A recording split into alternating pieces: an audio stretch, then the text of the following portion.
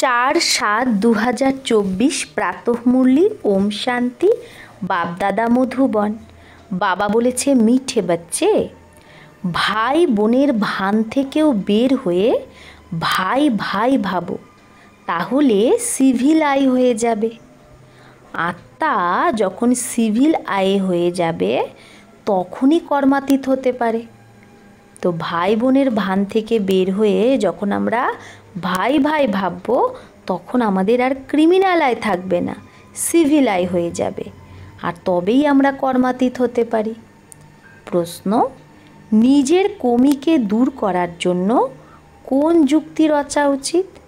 তাহলে নিজের কমিকে দূর করার জন্য কোন যুক্তি রচা উচিত? উত্তর, নিজের ক্যারেক্টারের রেজিস্টার রাখো।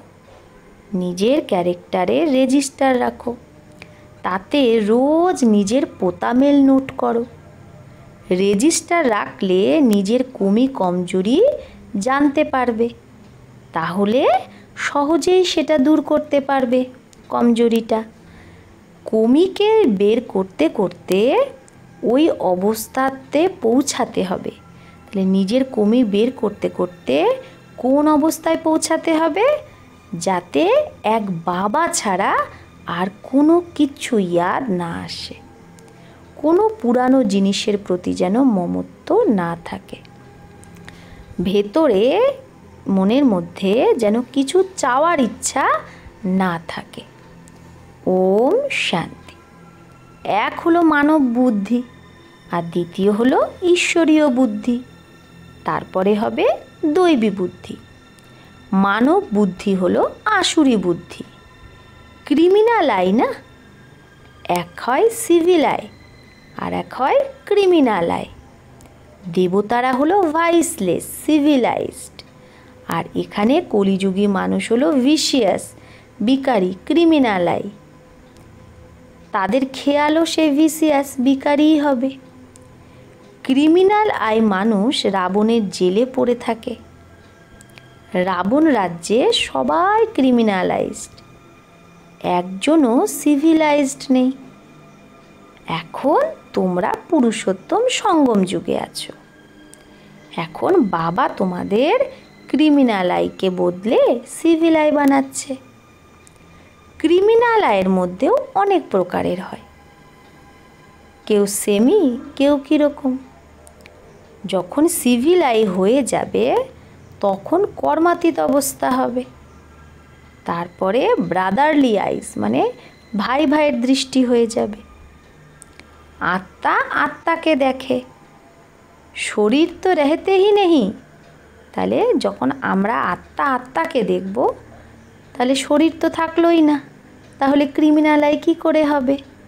তাই বাবা বলে, নিজেদের এই ভাই বোনের ভান থেকেও দূর করো, বের করো নিজেকে। ভাই বোন মানেই শরীর দেখছো, আত্মা আত্মা দেখো, ভাই ভাই ভাবো।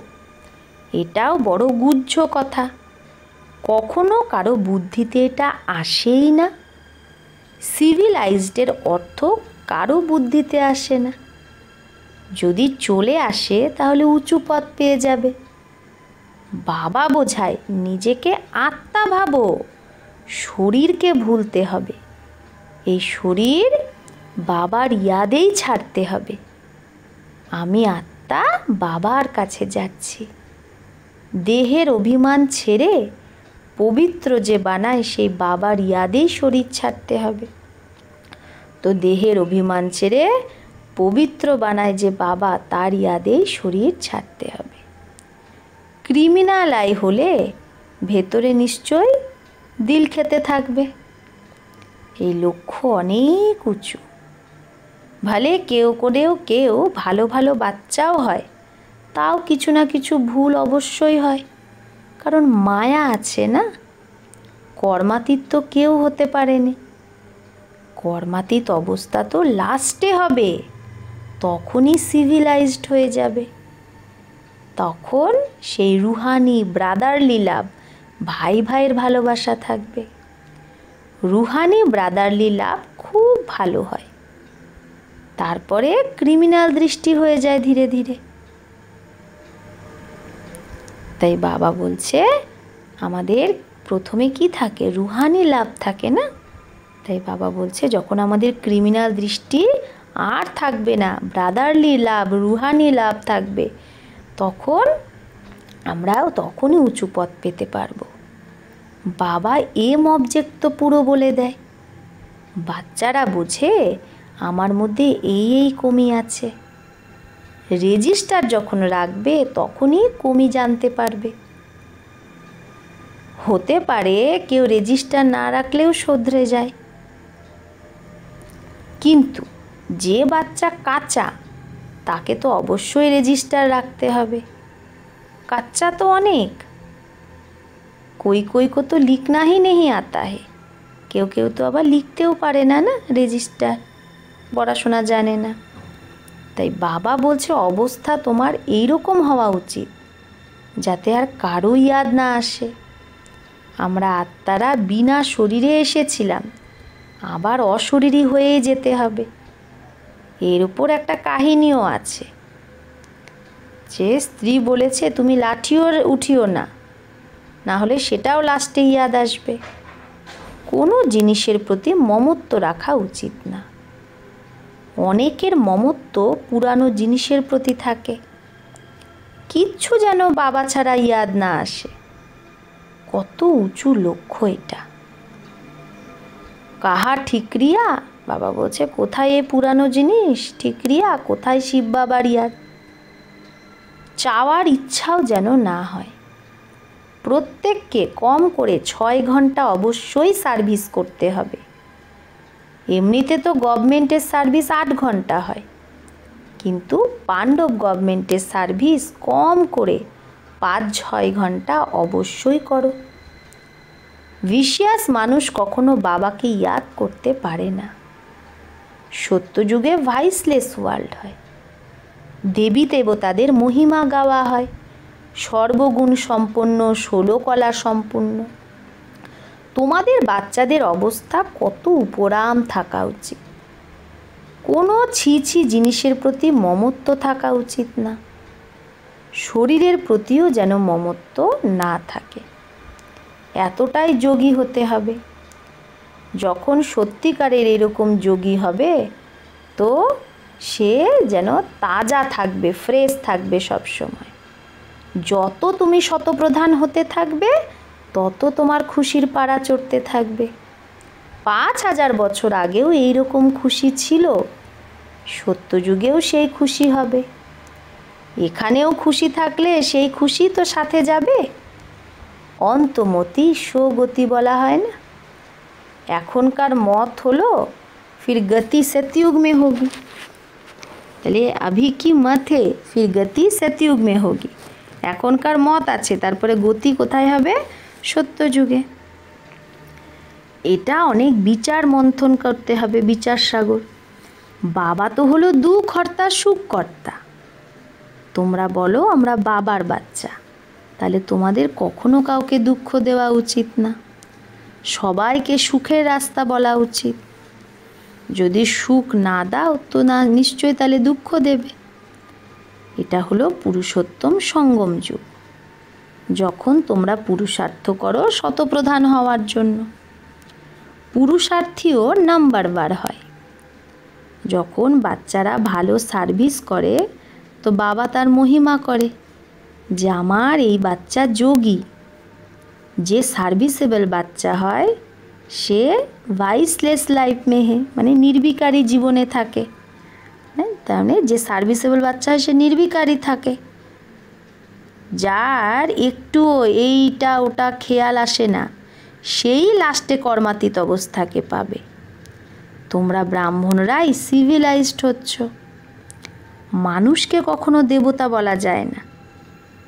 যে ক্রিমিনাল আই হবে সে নিশ্চয়ই পাপ অবশ্যই করবে। যার আই ক্রিমিনাল হবে তার দ্বারা পাপও হতে থাকবে। সত্যযুগী দুনিয়া পবিত্র দুনিয়া, আর এটা হলো পতিত দুনিয়া। এই অর্থও বোঝে না। যখন ব্রাহ্মণ হবে তখনই তো বুঝবে। বলে জ্ঞান তো খুব ভালো।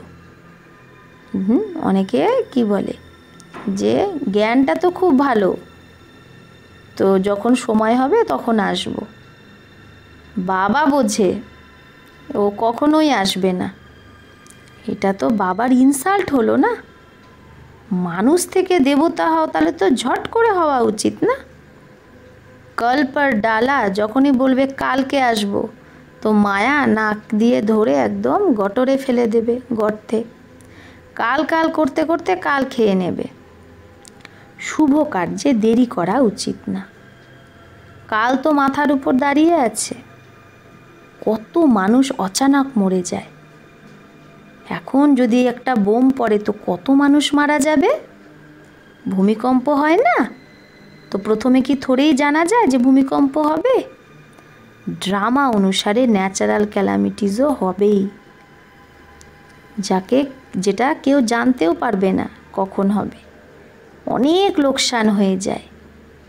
তারপর গভর্নমেন্ট রেলের ভাড়া আদিও বাড়িয়ে দেয়। মানুষকে তো যেতে হবেই, খেয়াল করতে, মানুষকে তো ট্রেনে যেতে হবে, খেয়াল করতে থাকে कैसे আমদানি বাড়ায় जो মনুষ্য দে সকে। যে সরকারও ভাবতে থাকে আমার কি করে ইনকাম হবে, যাতে মানুষ দিতে পারে। আনাজ কত দামি হয়ে গেছে, আনাজের দাম কত হয়ে গেছে। তো বাবা বসে বোঝায় সিভিলাইজড যে হয় তাকে বলে পবিত্র আত্মা। এই দুনিয়া তো ক্রিমিনালাইজড, তোমরা এখন সিভিলাইজড হচ্ছ। মেহনত এটা, উঁচু পদ পাওয়া কোনো মাসির ঘর না। যে অনেক সিভিলাইজড হবে সেই উঁচু পদ পাবে। তোমরা তো এখানে আসো নর থেকে নারায়ণ হতে, কিন্তু যে সিভিলাইজড হয় না, জ্ঞান ওঠাতেও পারে না, তো সে পদও কম পাবে। এই সময় সব মানুষের হলো ক্রিমিনালাইজড, সত্যযুগে হয় সিভিলাইজড। বাবা বোঝায় মিঠে বাচ্চে, তোমরা দেবী দেবতারা স্বর্গের মালিক যদি হতে চাও তো খুব খুব সিভিলাইজড হও। নিজেকে আত্মা ভেবে বাবাকে ইয়াদ করো, তবেই 100% সোল কনসাস হতে পারবে। যে কাউকেও অর্থ বোঝাতে হবে। সত্যযুগে পাপের কোনো ব্যাপারই হয় না। সেটা হলো সত্যযুগে তো সর্বগুণ সম্পন্ন দেবতারা হয়, সম্পূর্ণ সিভিলাইজড। চন্দ্রবংশীদেরও তো 2 কলা কম হয়। চন্দ্রমাও লাস্টে গিয়ে কি হয়, 16 কলা থেকে ধীরে কলা কমতে কমতে শুধু একটা ফালি থাকে, একদম নীল হয় না, বলে প্রায় লোপ হয়ে গেছে। তো মেঘের মধ্যে দেখাই যায় না চাঁদকে তখন। তো বাবা বলে তোমাদের জ্যোতিও একদম বুঝে যায় না, কিছু না কিছু লাইট থাকে। সুপ্রিম ব্যাটারি থেকে আবার তোমরা পাওয়ার নিচ্ছ। সে নিজে এসে শেখায় যে তুমি আমার সাথে কি করে যোগ রাখতে পারো। টিচার পড়ায় তো বুদ্ধিযোগ টিচারের সাথেই থাকে না। টিচার যে মত দেবে সেটাই তো বাচ্চারা পড়বে। আমরাও পড়ে টিচার অথবা ব্যারিস্টার হব। এতে কৃপা বা আশীর্বাদের তো ব্যাপার থাকে না। টিচার যেরকম ব্যারিস্টার, যে সে ব্যারিস্টারই পড়াবে। সেই রকম এখানে মাথা ঠেকারও ব্যাপার দরকার নেই। কেউ যদি হরি ওম বা রাম রাম বলে তো রিটার্নে বলতে হয়, এটা একটা সম্মান দেওয়া। অহংকার দেখানো উচিত না। তোমরা তো জানো আমরা এক বাবা ছাড়া আর কাউকে ইয়াদ করা উচিত না। কেউ ভক্তি যখন ছাড়ে তো হাঙ্গামা হয়ে যায়। ভক্তি যে ছাড়ে তাকে মানুষ নাস্তিক ভাবে। তো তাদের নাস্তিক বলা আর আমরা যাদের নাস্তিক বলি তো আমাদের মধ্যে কত পার্থক্য। তোমরা বলো যারা বাবাকে জানে না তারা নাস্তিক, নিধনকে। তাই সবাই লড়াই ঝগড়া করে, ঘরে ঘরে ঝগড়া, অশান্তি। ক্রোধের নিশানি হলো অশান্তি। সত্যযুগে কত অপার শান্তি থাকে। মানুষ বলে ভক্তিতে খুব শান্তি পাওয়া যায়, কিন্তু সেটা তো অল্পকালের জন্য, সদাকালের জন্য শান্তি চাই না। তোমরা ধনী থেকে নিধনকে হয়ে যাও, তবেই শান্তি থেকে আবার অশান্তিতে চলে আসো। বেহদের বাবা বেহদ সুখের বর্ষা দেয়, হদের বাবার থেকে হদের সুখের বর্ষা পাওয়া যায়। वो বাস্তব में है दुख का, সেটা বাস্তবে কিসের? দুঃখেরই বর্ষা, কাম কাটারির বর্ষা, যাতে দুঃখই দুঃখ। তাই বাবা বলে তুমি আদি মধ্য অন্ত দুঃখই পেয়ে এসেছো। বাবা বলে আমি পতিত পাবন বাবাকে ইয়াদ করো। একে বলা হয় সহজ ইয়াদ আর সহজ জ্ঞান সৃষ্টিচক্রের। তোমরা নিজেকে আদি সনাতন দেবী দেবতা ধর্মের ভাবলে নিশ্চয়ই স্বর্গে আসবে। স্বর্গে সবাই সিভিলাইজড ছিল, দেহ অভিমানীকে তো ক্রিমিনালাইজড বলা হয়। সিভিলাইজডে কোনো বিকার হয় না। বাবা কত সহজ করে বোঝায়, কিন্তু বাচ্চাদের এটাও ইয়াদ থাকে না, কারণ ক্রিমিনালাইজড সবাই। তো ছি ছি দুনিয়ায় এটা, তাই এই ছি ছি দুনিয়ায় ইয়াদ পড়তে থাকে। তো ক্রিমিনালাই হলে তো ছি ছি দুনিয়ায় ইয়াদ পড়বে। বাবা বল এই দুনিয়াকে ভুলে যাও। अच्छा, मीठे मीठे सिकिलधे बच्चों प्रति माता पिता बाप दादा का याद प्यार और गुड मॉर्निंग। रूहानी बाप के रूहानी बच्चों को नमस्ते। हम रूहानी बच्चों की रूहानी माता पिता बाप दादा को याद प्यार गुड मॉर्निंग और नमस्ते नमस्ते नमस्ते। शुक्रिया बाबा, आपको लाख लाख शुक्रिया। ধারণার জন্য মুখ্য সার 1, এই রকম যোগী হতে হবে যাতে শরীরের প্রতি একটুও মমত্ব না থাকে, কোনো ছিছি জিনিসের প্রতি যেন আসক্তি না যায়, অবস্থা এই রকম যেন উপরাম থাকে, খুশির পারদ যেন সবসময় চড়ে থাকে। 2, মাথার ওপর কাল দাঁড়িয়ে আছে, তাই শুভ কার্যে দেরি করা উচিত না। কাল কাল করে কালের ওপর ছেড়ে দেওয়া উচিত না কোনো কিছু, যে কালকে করব এরকম না, যা করতে হবে আজকে এখন।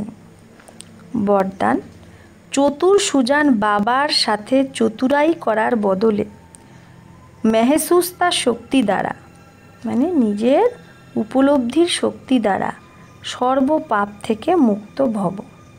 তো চতুর সুজান বাবার সাথে চতুরাই করার বদলে মেহসুস্তা শক্তি দ্বারা, উপলব্ধি করার শক্তি দ্বারা সর্বপাপ থেকে মুক্ত ভব। অনেক বাচ্চা চতুর সুজান বাবার সাথেও চতুরাই করে, নিজের কাজ সিদ্ধ করার জন্য, নিজের নাম ভালো করার জন্য সেই সময় মেহসুস কর লেতে হ্যাঁ, নিজের নাম যাতে ভালো, সেই সময় মেহসুস করে, উপলব্ধি করে যে হ্যাঁ এটা ঠিক এটা ভুল, কিন্তু সেই মেহসুসতায়, সেই উপলব্ধিতে শক্তি থাকে না, তাই পরিবর্তন হয় না।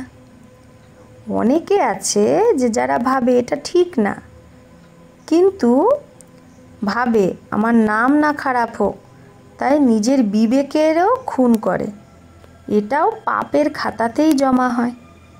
তাই চালাকি ছেড়ে সত্যিকারের দিলের মেহসুসতাতে নিজেকে পরিবর্তন করে পাপ থেকে মুক্ত হও।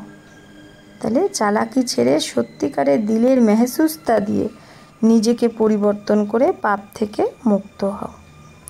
স্লোগান, জীবনে থেকে ভিন্ন ভিন্ন বন্ধন থেকে মুক্ত থাকাই হলো জীবনমুক্ত স্থিতি। তো বাবা বলে জীবনে থেকেও ভিন্ন ভিন্ন বন্ধন থেকে মুক্ত থাকাই হলো জীবনমুক্ত স্থিতি।